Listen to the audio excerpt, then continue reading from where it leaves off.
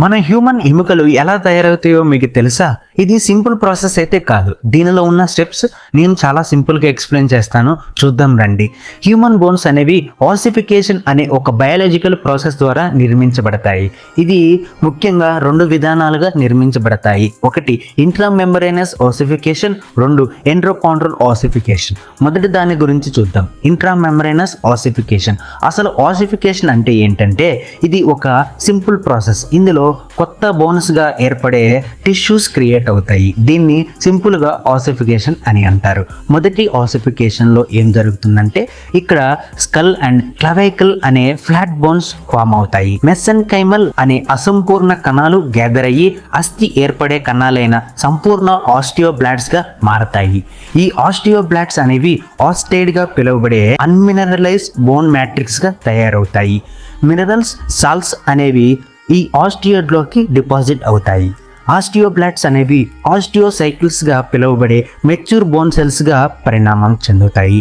ఈ పరిణామం చెందినటువంటి ఆస్టియోసైకిల్స్ గ్రూప్స్ అనేవి గ్యాదర్ అయ్యి ట్రబైక్యులర్ అనే ఒక స్పాంజీ బోన్ మ్యాట్రిక్స్గా మారతాయి. ఈ స్పాంజీ బోన్ మ్యాట్రిక్స్గా మారకముందు ఆస్టియోబ్లాట్స్ అనేవి సర్ఫేస్లో ఉన్నప్పుడే ప్రియోస్టెమ్ అనే ఔటర్ లేయర్ని ఫామ్ చేస్తుంది. ప్రియోస్టెమ్ అనే ఔటర్ లేయర్ స్పాంజీ బోన్ మీద స్ట్రాంగ్గా అవుతుంది.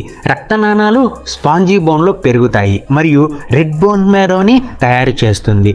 సో ఇదంతా ఇంట్రామెంబ్రేనస్ ఆసిఫికేషన్లో జరుగుతుంది.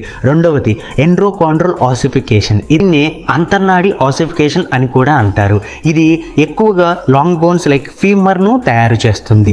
దీనిలో మీసెన్కైమల్ సెల్స్ మొదటిగా కోండ్రోసైట్స్ అనే బోన్ మోడల్ కార్టిలేజ్గా తయారవుతాయి. ఆ తరువాత కోండ్రోసైట్స్ పెరిగి కార్టిలేజ్ మ్యాట్రిక్స్ని ప్రొడ్యూస్ చేస్తుంది.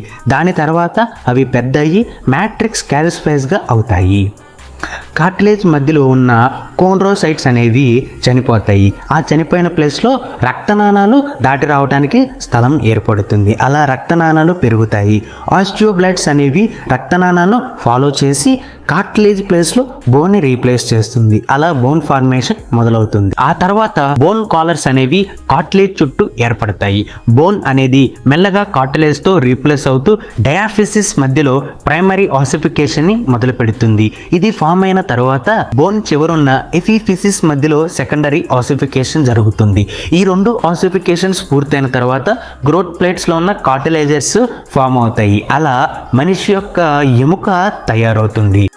అయితే మనిషి అడల్ట్ అయ్యేంత వరకు ఈ ఎముకలు పెరగడానికి దోహదపడుతుంది.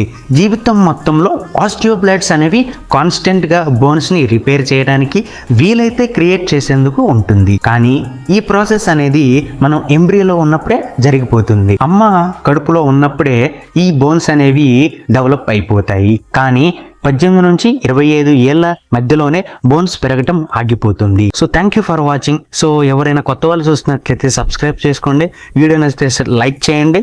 మీకు షేర్ చేయాలనిపిస్తే మీ ఫ్రెండ్స్తో షేర్ చేసుకోండి. ఉంటాను బాయ్. జై Hind. Subscribe to Tenali studios.